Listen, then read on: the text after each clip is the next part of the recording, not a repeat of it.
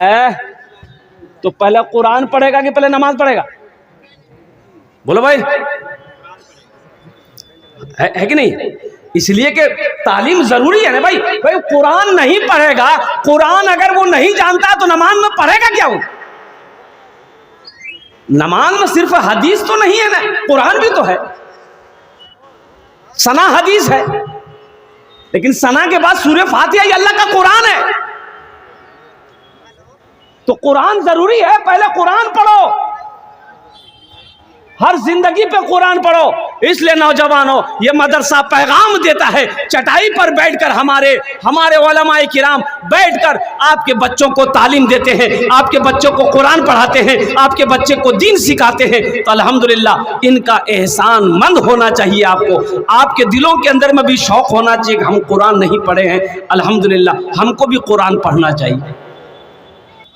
मैंने 65 साल से 75 साल के 6 लोगों को कुरान पढ़ाया, अल्हम्दुलिल्लाह। 65 साल से 75 साल के बूढ़े लोगों को, मैं इमाम ना हूं, 6 लोगों को कुरान पढ़ाया। सुभान अल्लाह बोले तो माशाअल्लाह। 6 लोगों, कोई मुश्किल नहीं है। आपकी उम्र हो गई 50 साल 60 साल, कुरान नहीं पढ़े, बचपन में नहीं पढ़े, जवानी में नहीं पढ़े, बूढ़ा हो गए, तो कोई मुश्किल नहीं है।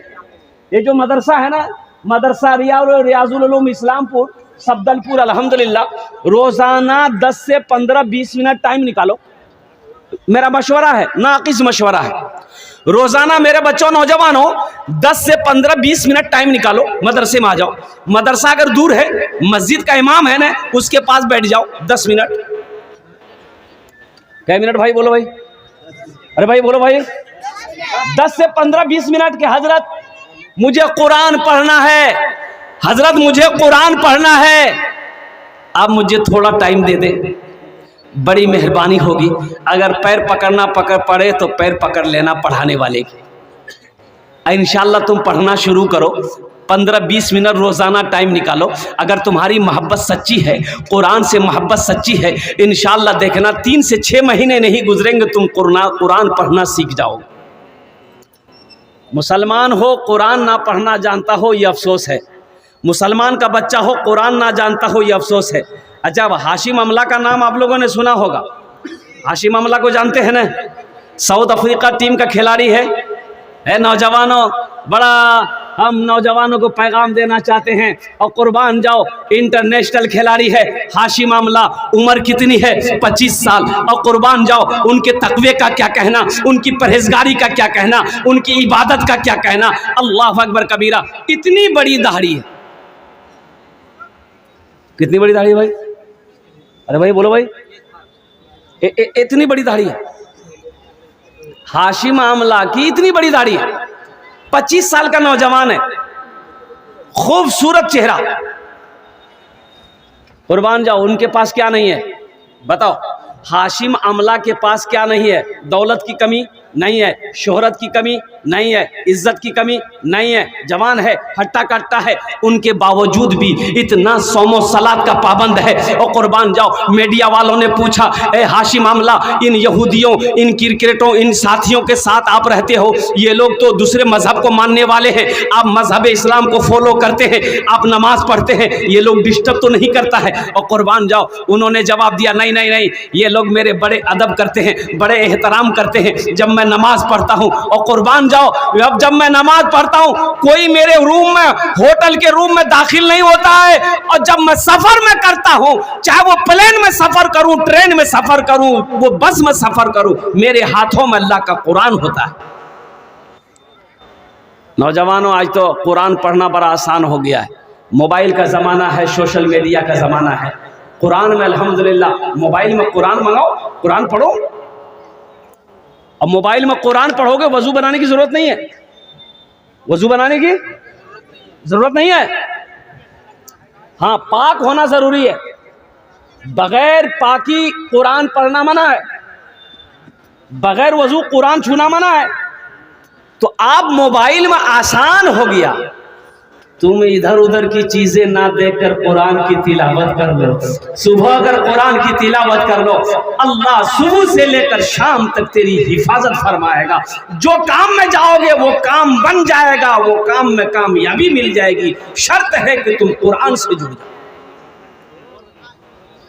इसलिए मेरे भाइयों, मेरे नौजवानों, ये मेरा पैगाम था, आप लोगों तक पहुंचाना था, मैंने पहुंचा दिया है मेरे भाई।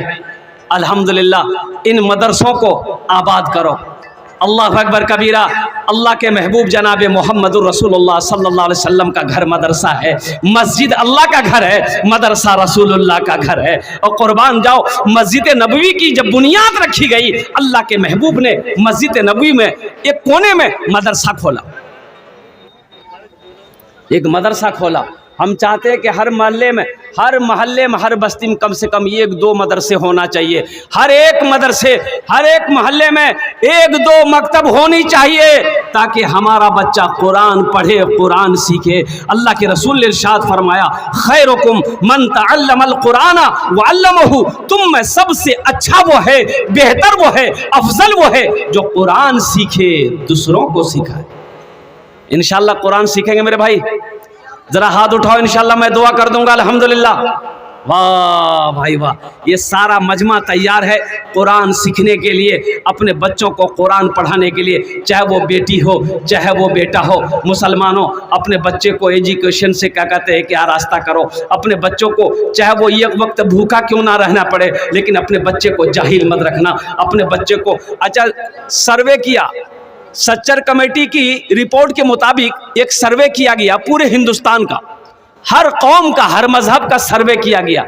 अब जानते हैं उस सर्वे में मुसलमान सबसे पिछड़ा जाति घोषित किया गया कि मुसलमान तालीम में पीछे है, मुसलमान पढ़ाई में पीछे है, मुसलमान एजुकेशन में पीछे है। यही वजह है कि आज हम कामयाब नहीं हैं। आज नौकरियां कै % हमारे नौजवानों को नौकरी मिल पाती है भाई? कै % हमारे पास नौकरियां रह गई है? इसकी वजह यही है कि हमने तालीम हासिल करना छोड़ दिया, हमने पढ़ना छोड़ दिया है। इसलिए मुसलमानों, जगो अगर कामयाब होना चाहते हो, दूसरी कौमों से आगे निकलना चाहते हो, तो तालीम को फोकस करो, तालीम को फोकस करो। अगर फटा कपड़ा पहनना पड़े ना तो उसे सी करके पहन लेना, लेकिन अपने बच्चे को अच्छा कपड़ा पहना कर मदरसे में भेजना, स्कूल में भेजना। इसलिए कि जिस कौम के पास में तालीम होगी, जिस कौम के अंदर में एजुकेशन होगा, वही कौम तरक्की करेगी, वही कौम कामयाब होगी। अल मुख्तसर मुअज़्ज़ज़ सामीन किराम, मैं माजरत चाहता हूँ, नाज़िम जलसा के हुक्म के मुताबिक मैं बयान नहीं कर सका।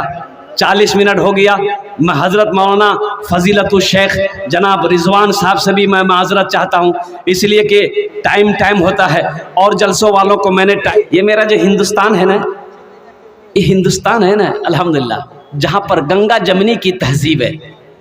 अल्हम्दुलिल्लाह गंगा जमनी की तहजीब है।